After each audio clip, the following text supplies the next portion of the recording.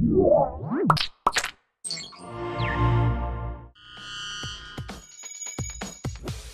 guys, it's Shannon here. We finally made it to Shmoocon 2010 up in Washington, D.C. at the Marriott Wardman. Luckily, we made it here from Williamsburg, Virginia, going 25 miles per hour on I-95 North, and it took us 5 hours. Anyway, we're going to be talking about and checking out some of the coolest computer security professionals speaking about our favorite information. Let's go check it out.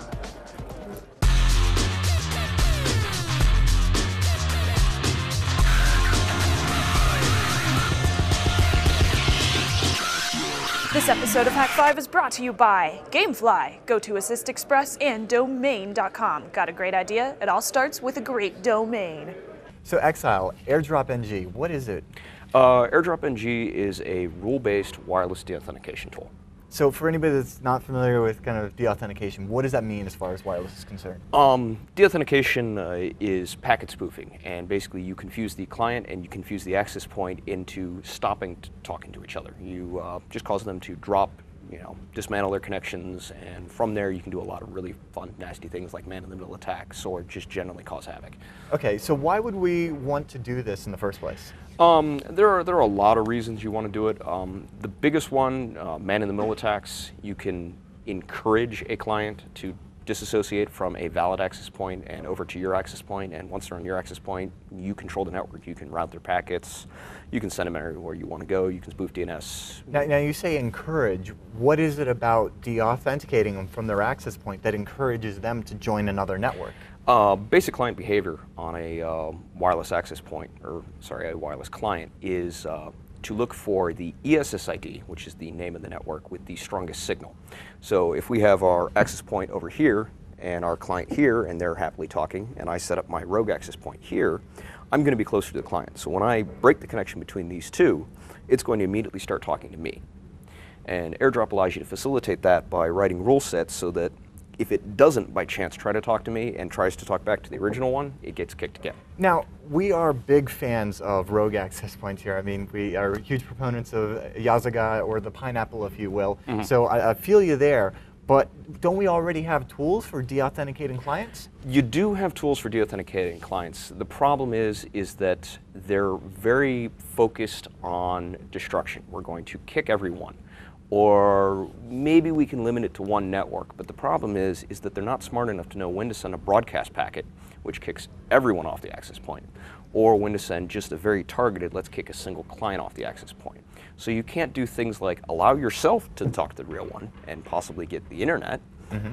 and not allow the client to talk to the real one. Right, because you want to kind of whitelist yourself. So by allowing to whitelist yourself, you can route them to you, do all your nasty things, route yourself back to the internet, and to the client, it's really kind of transparent.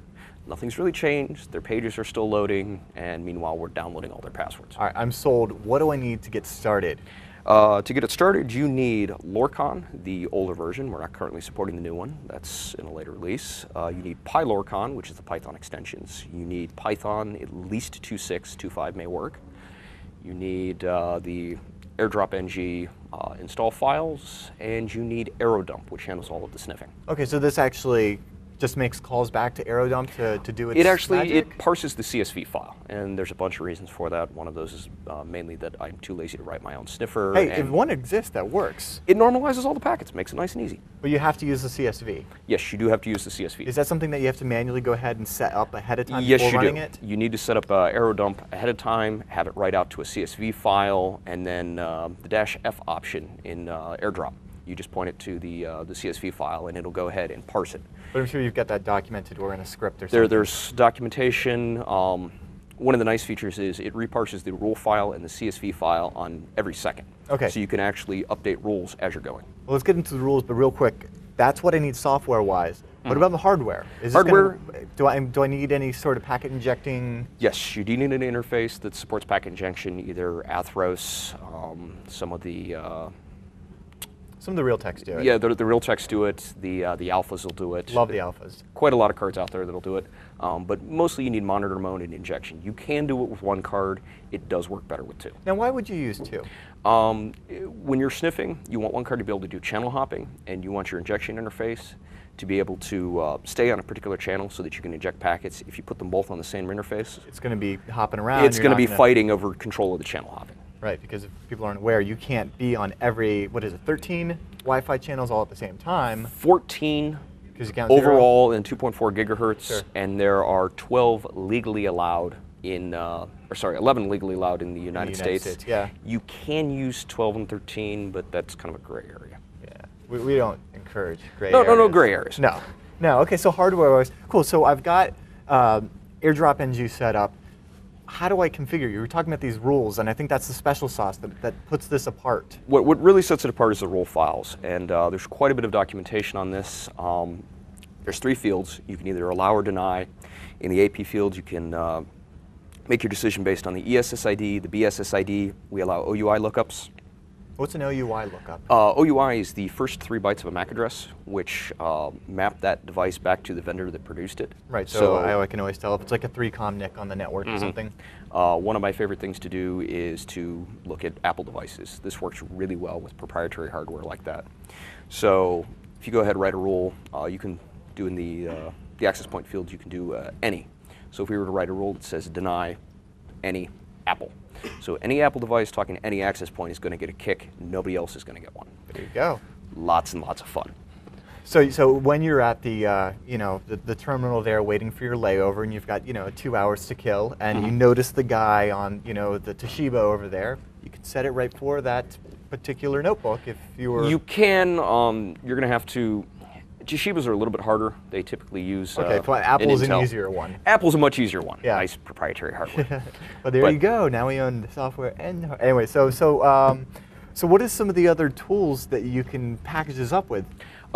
Because it facilitates the man in the middle so easily, you can package it up with the Metasploits. You can package it up with SSL strip. You can package it up with IP tables for all your routing. It'll pretty much play nice with anything. Once you control the network packets, you can do whatever you want. This is nice. Now these are all technologies that we've talked about individually here on the show, but it's very refreshing to see how seamless you guys have put it together with the scripts to just make it easy. You were saying that this could also be used as a wireless IPS. Can you tell me a bit about that? Yeah, really kind of the same way that we control what access point a client is allowed to talk to. It's very easy to take your group of clients and whitelist them to a particular access point or a group of access points, and then deny them access to anyone else.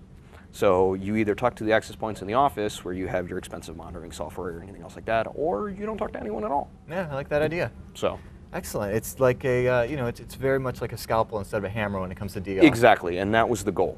Tools like MDK3 are really great, but they're just way too blunt for this kind of work. Sweet. So where can we find it? Where can we get our fingers dirty with it? Currently, I'm not sure when this is going to air, but Wednesday. Wednesday. So 2 weeks. It'll be up on. Later today, I'll be putting it up on the iHack Charities Informer. So it'll sit up there for 2 weeks, and then on the Aircrack NG site, there'll be some sort of news release where you can go download it for the full public release. Excellent. Looking forward to it. I'm sure you are as well. Yeah, it'll be nice to actually see it get out, get used, and see what people do with it. Awesome. Well, in just a bit, we're going to find out from Tuna some devious things that we can do with it. But I just want to thank you so much for Thank you very much. on. Judy, I'd love to drive the 3 hours to Annapolis, but I think we can fix your kitten screensaver from here. I just need you to open port 5900 on your firewall. Firewall. Yeah, little boxy thing the internet goes through. Look at me, just a year ago, what a noob, trying to do tech support the hard way. Little did I know, GoToAssist Express is the easiest way to control another person's computer online. Provide instant support to your friends, family members, and clients, and amaze them by getting it all done over the internet. You lower your support costs, you lower your travel time, and you can even provide support remotely even when your client isn't physically at their computer. Brought to you by Citrix, all GoToAssist Express sessions are encrypted 128-bit end-to-end, and you get 24/7 support. So try GoToAssist Express free for 30 days when you go to gotoassist.com/hack5. Don't be a noob like me. This month's LAN party, powered by the Varsity Esports League, is Team Fortress 2. We're going to be playing on Saturday, February 27th at game.hack5.org. And I got to give a shout out to the Vessel. Thank you for your server support. You can find the Vessel and all of his information at thevessel.com/game-servers. I'll see you in the game. So, Chris, is hacking GSM the new hacking Wi-Fi? I'd say so, and it's even better than hacking Wi-Fi because at least 802.11 was designed in a reasonably modern environment with, some understanding of security. GSM dates back to the, couple of decades before security was mainstream, and it makes some very bad assumptions that we now know to be completely invalid. So, what was holding us back from this the entire time? The lack of hardware like this is the USRP, this is a software radio system. This is essentially the hardware device that makes it all possible. And without things like this, the GSM protocol, it's very difficult to talk the GSM protocol. It's very complicated, there's lots of channel hopping, and the hardware just didn't exist. Well, I was here 2 years ago where Hak5 was demonstrating some GSM hacks where he was using a USRP, and the USRP won. And his hardware, he was saying that if only he had, dozens of these to map the entire spectrum, he'd have a better chance. But he was still demonstrating some stuff where, in fact, GSM was using plain text for SMS messages. And so, what's the difference between the research that you're doing and what Hak5 has been doing? Hak5's research is focused quite heavily on the cryptographic side of GSM. My research is much more broad spectrum. I look at the protocol in general. I'm looking at things like IMSI catchers, not necessarily cryptographic weaknesses, but functional weaknesses of the system. So things like the ability for the base station to tell you that you're not going to get ciphering. Plain text communication between the phone and the SIM card and the implications of that to the system as a whole. Much more broad spectrum than Hak5's kind of narrow focus on the crypto. Okay, I'm sure a lot of us are familiar with, at least on the Wi-Fi side of things, when it comes to wireless security, we've got our WEP and our WPA and WPA2 and TKIP and EAP and those different protocols.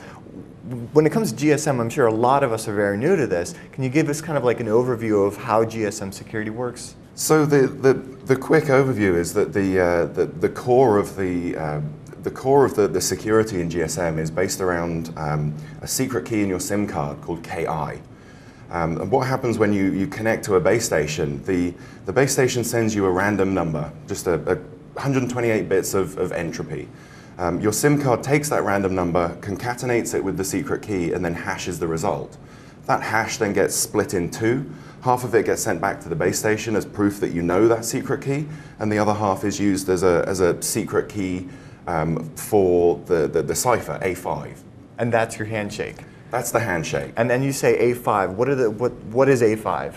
So A5 it's not a specific function. It's actually a family of functions. There's at least 3 variants of A5. A5.1 is the original GSM ciphering algorithm that's always been in use. It's been broken academically again and again and again, and it's only recently that practical attacks against it have started emerging. Then there's A5.2, which is a deliberately weakened export-grade version of A5.1. That's actually been broken so badly that you can recover the session key that was used from just a few seconds of sniffed conversation. Wow. And then there's A5.3, which is the 3G encryption algorithm. There's a strong movement to backport that into GSM just because it's less broken than the other GSM ciphers. Well, let's talk about the practical attacks. You're demonstrating man-in-the-middle, passive attacks, active attacks. What are these? There's actually a whole range of attacks against GSM, depending on what you want and what capabilities you have, your proximity to your victim. There's all kinds of possibilities, ranging from active attacks where I pretend to be a GSM base station and entice you to connect to me. So kind of like a rogue access point? Similar, yes. So like Karma or Yazaga, where you, I don't know how you would de-auth them from their current base station, but you encourage them to connect to you and pass through, and you've become the man in the middle. Right. You actually don't need to make them do anything. All you need to do is provide a stronger signal than their legitimate base station. There are no de-auths involved? None at all. So the phone will just connect? If the handset sees a stronger signal than the tower it's currently on, it will just hand off. And then in terms of authentication, it identifies the network that it's going to connect to by using two 3-digit numbers, which are publicly available. They're documented on Wikipedia. So you know which one's the T-Mobile one, which one's the AT&T one, and you can spoof this as a T-Mobile base station if you wanted? Absolutely. All you've got to do is set these two values in the OpenBTS config, and then all of the handsets in the area will just connect to you and send you their traffic. Say I were to get myself a USRP, which you can get for like, what, $500 now? They're a little more than that. They're about $1,500. Oh, okay, well, still $1,500 for a lot of GSM fun is, I mean, come on. But worth it in my opinion. Yeah. So I grab one of those and I become the stronger signal, and I'm posing as, you know, the 3-digit key for T-Mobile, kind of like, you know, the MAC address, the beginning of the MAC address, identifying the different vendors. What is going to allow me to actually terminate calls, and how do I bridge that with the rest of the network? And more importantly, how do I even authenticate them? Because aren't they expecting to authenticate with T-Mobile? Well, here's the thing. I'll take that step by step. That's quite a lot of questions to answer there. So in terms of them expecting to see T-Mobile, the phone, as far as the phone is concerned, it is connected to T-Mobile. It sees that the mobile network code or the mobile country code corresponds to T-Mobile, and it has no way of authenticating T-Mobile beyond that. It doesn't ask any questions, it just takes it for face value? Absolutely. Beautiful. And then, obviously, I don't necessarily know the secret key in your SIM card, so I won't necessarily be able to set up ciphering. Fortunately, if my base station says to your phone, I don't want to cipher, I just want to use plain text for everything. Will it drop down to that? It absolutely will. So it's like just taking, it's like SSL strip, where it's just like, well, we're just not going to, we're going to do it HTTP unencrypted. Right, and the particularly fun thing about it is that the GSM specification, there's actually a section in there that requires the phone to display an alert to the user if you're on a connection or if your connection becomes unenciphered. So it's like when you see the thing in your browser like, hey, the SSL's gone, or we're not, exactly, it's not valid. So that's good. At least I get a warning that I'm getting owned. Not necessarily, because there's a configuration bit in your SIM card that if your operator sets that bit, it disables the warning message. Why would they do that? Because it's simpler for them. If you get a message on your phone saying that your connection's unenciphered, the first thing that you're going to do is call your operator and try and figure out what's going on. So security or less tech support calls? Absolutely. Okay, I'm down with that. So now, they really have done the GSM equivalent of checking the box that says yes, accept every browser warning that you'll ever see. Beautiful. I love that that's already done for us. And as far as the authentication is concerned, like, so you've got them on the unencrypted authentication. Now, how do we terminate the call? That's the easy part, actually. Really? Yeah. So the software that I'm using is called OpenBTS, and it actually hooks directly into Asterisk. Oh, well, there you go. You've got your open source voice over IP. I can really just go ahead and get a voice over IP, like a SIP provider, plug that into my Asterisk box, hook it up to my my USRP, and then, $2,000 later, I'm a base station. Really? Yeah, it really is that simple. And even better than that, the capabilities that it gives you in terms of authentication and everything else. It's a fully qualified GSM network. It's not just the base station. It's all of the hardware location registry and all of the authentication databases, and it just works. So if I wanted to, I could get a bunch of these and become my own local telco? Yeah, absolutely. I wonder what the FCC would think of that. They probably wouldn't be too impressed. But one of the good things about GSM hacking, at least in the States, is that the US uses 850 megahertz for GSM. In Europe, they use 900 megahertz for GSM, which over here, there's a chunk of the 900 megahertz GSM spectrum that overlaps the ISM band in the US. So you can be on a GSM frequency and a ham frequency at the same time. So as far as the handset's concerned, it just sees a European GSM network and connects. So you could create that on the ISM band and be completely free to do that? Well, more or less. I mean, it's still subject to the usual ham radio regulations. There's probably also some complication because you're enticing the handset to transmit on frequencies that are probably outside the ISM I think that's band. the handset's fault. And if it wants to connect to my base station, well, then that's just its fault. Absolutely. Well, so you're terminating the calls. I mean, I'm assuming the whole fun in this is, the whole reason you would do a man-in-the-middle attack is to do some sniffing. but the capabilities of or at least the USRP-1 doesn't have the bandwidth to sniff everything you might need to. Am I getting this wrong, or are you sniffing on the other end? So if you're connected to my base station, and I'm telling your handset what frequencies to use and what channel hopping algorithm to use, so I don't need to sniff anything on the radio side. You're connected to my Asterisk server, and I can just put a copy of Wireshark on my Ethernet connection. And I can just sniff it all as it comes out as a SIP conversation. So what do you do that with? Do you replay the call, or what have you practically, what kind of fun, mischievous stuff have you gotten into with that? Anything that Asterisk is capable of. You could put in a SIP proxy with some kind of voice changer. You could target a specific individual and route all of their calls to 911. So you could just like a DNS poisoning attack, you could reroute their phone calls. So they think they're they think they're calling their mom, but you're actually sending them off to somewhere else. I mean, at this point, you are their GSM network. They think they're calling their bank, but really they're calling your phishing scam. Absolutely. You can do anything. You own the network at this point. Wow. That is incredible. Now, since you've authenticated them and you've got these keys, or at least half of it, is there any chance now that you can reverse this, and rather than being the base station that's listening and providing a gateway to the voice over IP network, can you turn that around and then connect to a legitimate T-Mobile base station and pretend, hey, I'm now Darren's phone? Yes and no.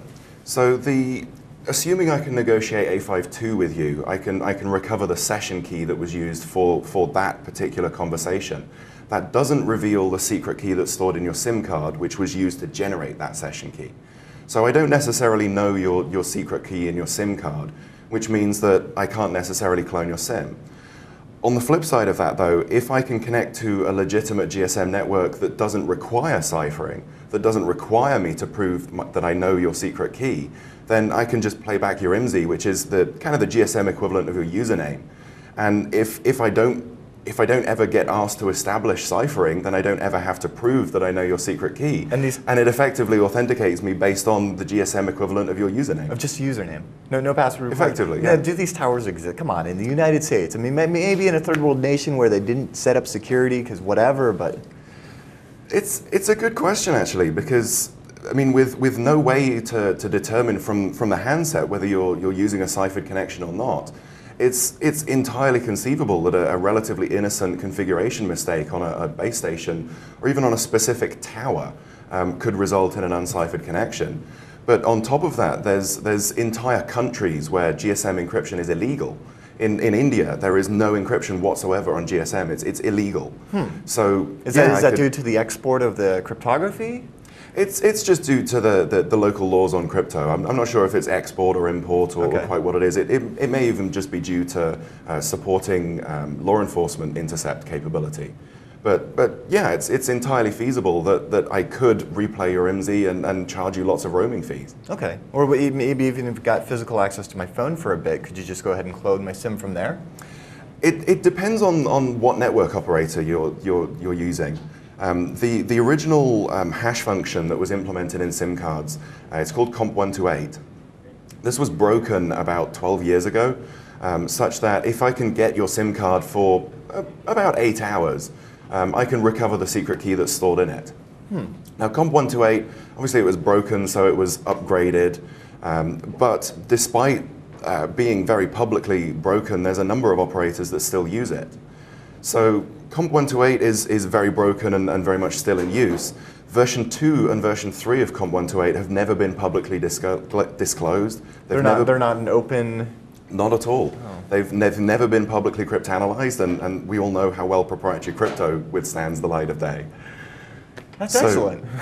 Well, I mean, for us. Yeah, so there's a very good chance that version 2 and version 3 suffer from very similar vulnerabilities to version 1, and the moment that they get disclosed, they'll be broken. On top of that, there's a lot of mobile network operators that have lost faith in the whole family of comp128 functions. So they just roll their own hash functions. And again, that's beautiful.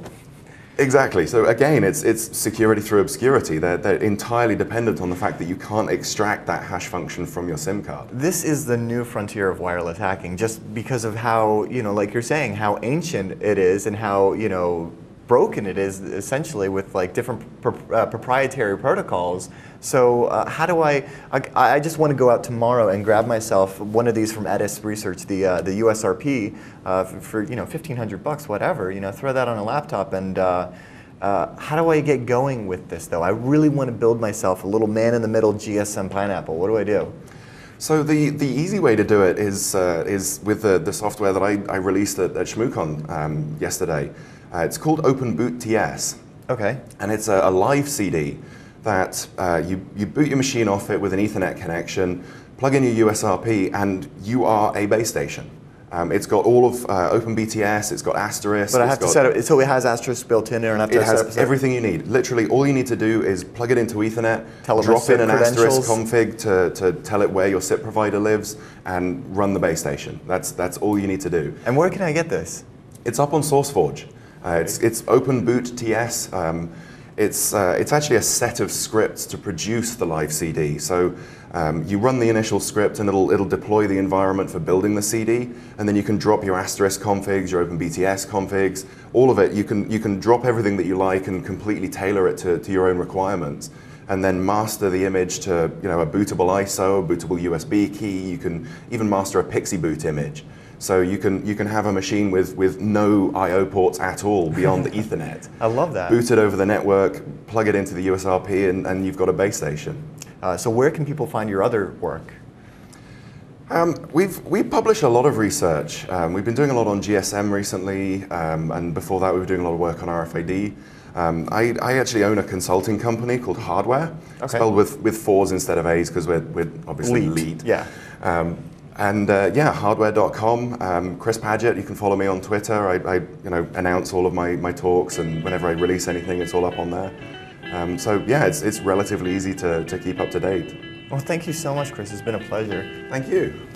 If you're looking for an easy and affordable way to get your website online, check out Domain.com's hosting plans. Their deluxe hosting plan offers unlimited traffic and free website builders with unlimited pages for just $8.75 a month. Already have a domain somewhere else? Support Hak5 and our sponsor by transferring your domain to Domain.com. It's only $6.99 a year to transfer your domain, plus you get an entire extra year. With Domain.com, you get registration without the BS. No totally unrelated upsells, no deceptive renewal pricing. Just blistering fast DNS and hosting, the lowest prices on the web, and the highest quality. Thanks to Hak5 fans, Domain.com is one of the fastest growing domain and hosting companies in the world. Don't forget to use coupon code HAK5 at checkout to get 15% off your order. Got a great idea? It all starts with a great domain. Domain.com. Founded by Bruce Potter in the late 1990s, the Shmoo Group hosts, along with other security-related projects, what discontinued Linux distribution? If you think you know the answer, go to hak5.org/trivia and enter to win some sweet Hak5 and Shmoo swag. Ooh, beer! So Jason Scott, this year we're talking about splendiferous old school. What's the deal? Okay, the name of the talk was the splendiferous story of Archive Team and the rapidly disappearing digital heritage. Okay, what's Archive Team? Okay, Archive Team was a group of rogue archivists that I helped found. Rogue archivists. So we're not talking like archive.org official, right. Archive.org follows robots.txt. If a place says we don't want to be duplicated, they don't go in there. And so as a result, a lot of places that may have limitations on what you can download could go down and it would just disappear.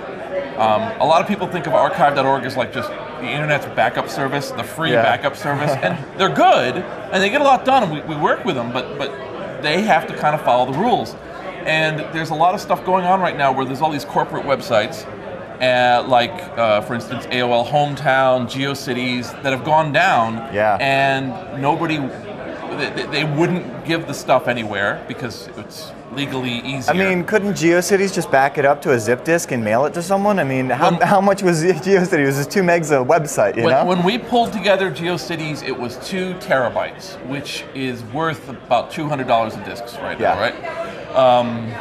Let's be careful. Let's do 400 and get 2 copies.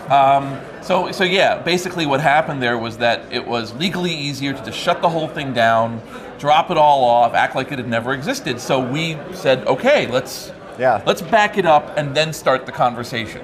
Maybe. So did you guys get my old GeoCities website? If your GeoCities website still existed, which is a big deal, Yeah, it did. then we probably got it. If it was in the neighborhood, we definitely got it. Okay, yeah, it was an old school one. It was neighborhood? really old school. Oh yeah. All the neighborhoods we pulled down in about a week because it was Excellent. easy to find. The harder ones were the weird, whatever, fairy tales underscore. Yeah. Whatever. You can't find those as easily, but we did our best, and it took us about 7 months. Were you just brute forcing URLs, or was it an easy list or something? We were doing well. We went to Yahoo. Part of us went to Yahoo in that nice little business studio way and said, "Could we please get the information?" And they said no. We said, "Could you at least tell us how big it is?" And they were like, "No." We were like, "Oh, that's a shame." And so we basically did a combination of Google searches and Wikipedia searches and anything that linked to GeoCities. We collected all of those URLs, and then we started to spider out from those. Nice. We had about 6 million. We gave that to archive.org because they didn't have an access. It turned out archive.org had stopped backing it up for some reason a few years ago. We got them to start up again, and then we all shared the data. And it turned out, I was very pleased about this, there were 2 other projects who didn't know about us who were doing it. Excellent. So there's replicates of GeoCities now. There's now riocities.com, geocities.ws. You go there, and instead of geocities.com, whatever, change the WS? and there it is. That's and excellent. so they're doing it, and we're very pleased. And I have a site, textfiles.com/under construction, where I collected 1,000 under construction GIFs, all those animated GIFs. There's another Jason's one. got wreaking havoc, as always. And then like under construction/Netscape Now. And it's 1,000 Netscape Now buttons with the N rotating. And I'm like, we lost that. That's the fact that there was a time when you had to advocate your browser because you were up against the monolith. Yes, the man. Thank you so much, Jason Scott. Thank you. Once again, preserving our digital heritage. Thank you. So I want to tell you about GameFly because if you love video games, you're going to love their service. They are the largest online video game rental service with over 7,000 new and classic titles on all consoles and handhelds to choose from. Their plans start at $15.99 a month, and GameFly members can rent from 1 to 4 games at any time and keep them for as long as you like. You don't have to send them back. And when you do, they send you another one. If you really like the game, you can go over to Gamefly.com, click Keep It, and you get to keep it at a discounted rate. Best of all, Hak5 fans get a free 2-week trial when they go over to Gamefly.com/Hak5. Some restrictions apply. See site for details. Shmoocon is way more than just technical talks and parties. Oh, don't get me wrong, there's tons of parties, but there are also great activities going on.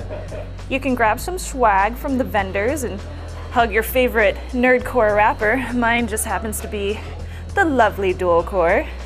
Hone your lockpicking skills at the Tool Lockpicking Village. Compete in a Team Fortress 2 LAN party, or play some video games at the Hacker Arcade. This year, the 757 Labs geeks put together an entrapment-esque laser maze. Good times.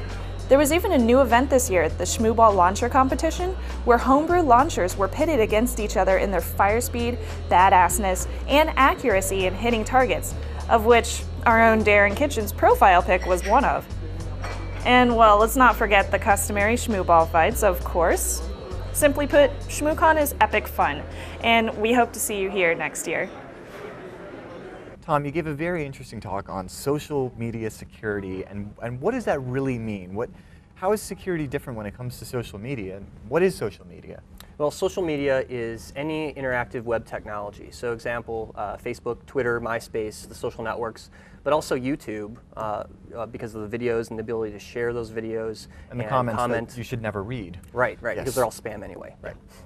Well, I guess that comes down to it. Okay, Yeah. so they're all spam. Are they even real people? Are they bots? Are they fake accounts? Most of them are bots.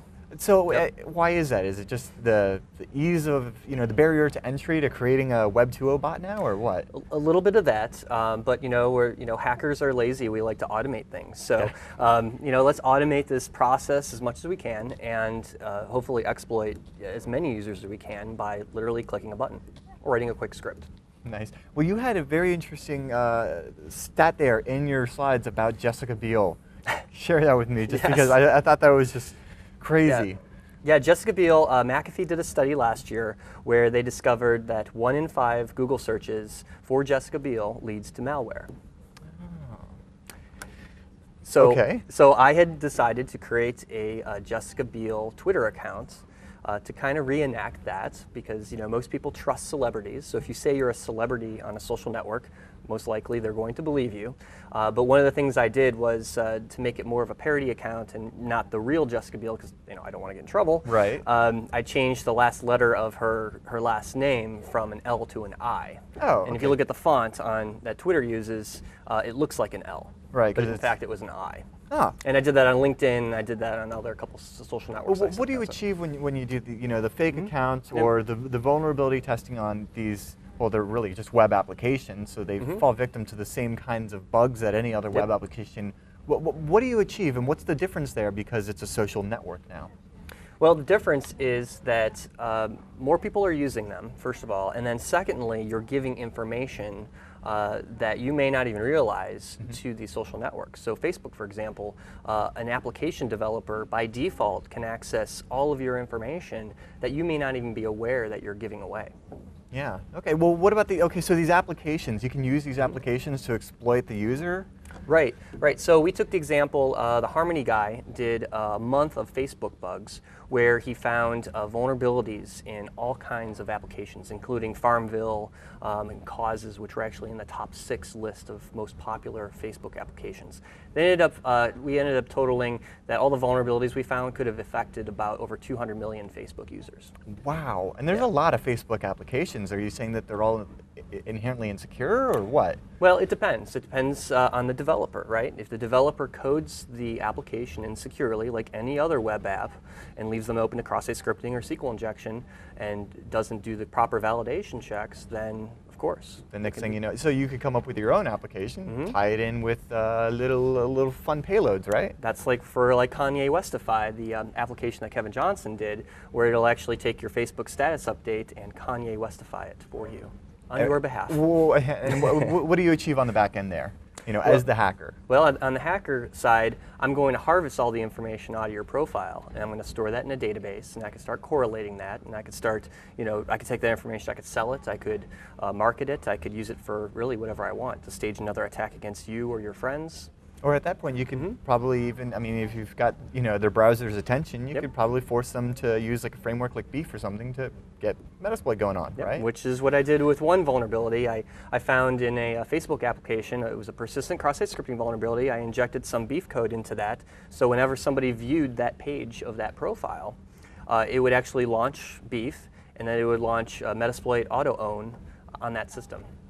So what's broken here? Is it the APIs on like Facebook and Twitter and MySpace? Is it the user? Is it the programming? What do we do? I would say it's a combination of all of those.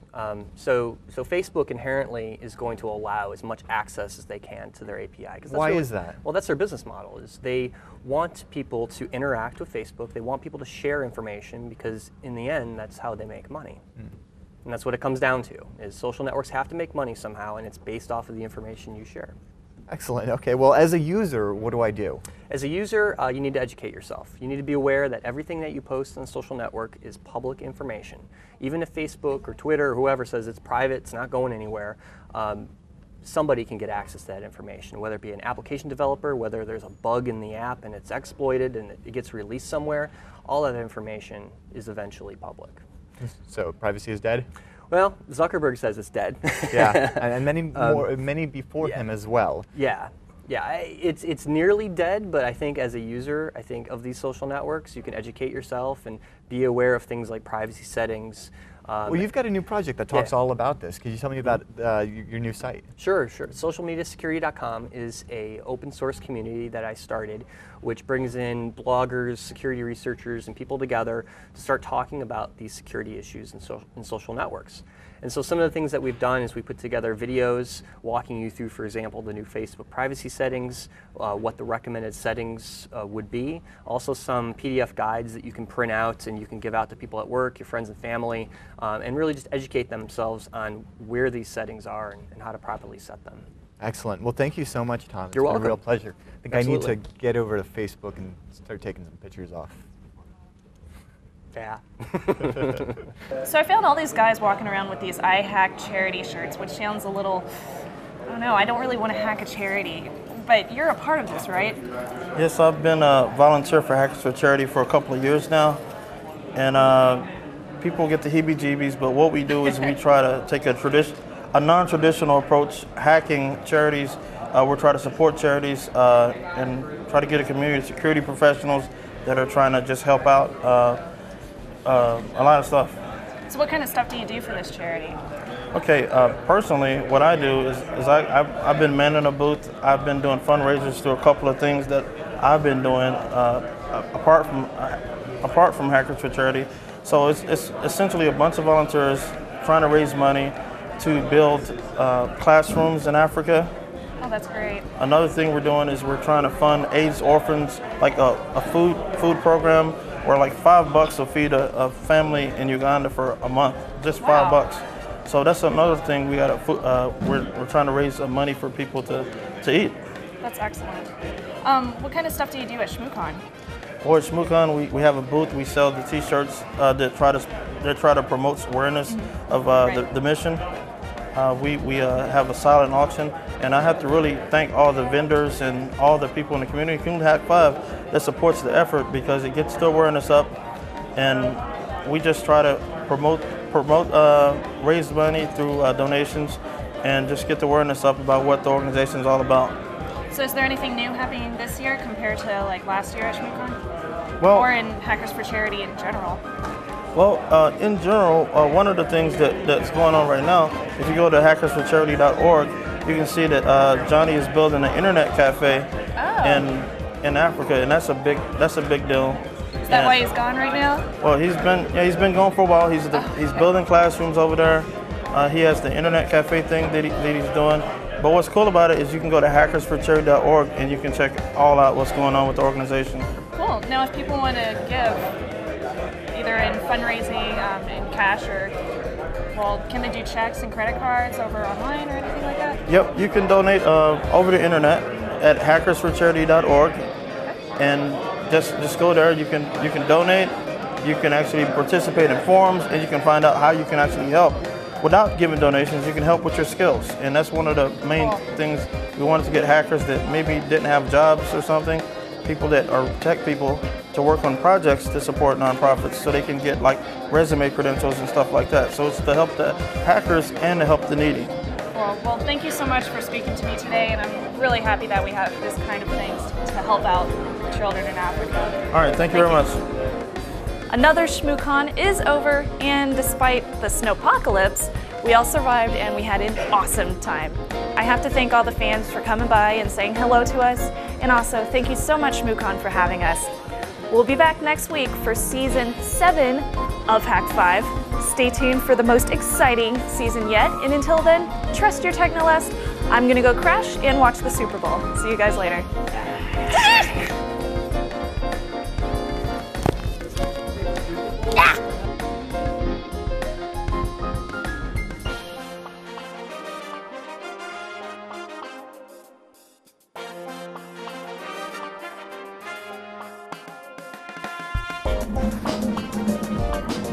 Oh crap, it's right in my face. I don't know where to go. Hey guys, it's Shannon here. We finally made it to Shmoocon 2010 up in Washington, D.C. from Williamsburg. Crap, I messed that up. So the tuna, you've been working with the Exile. The tuna? Just tuna, just man. tuna? Not the tuna. It's just the tuna. Exile, it's tuna. Yeah, the Exile, you know. Yeah. It's just tuna. I would be the worst robber ever.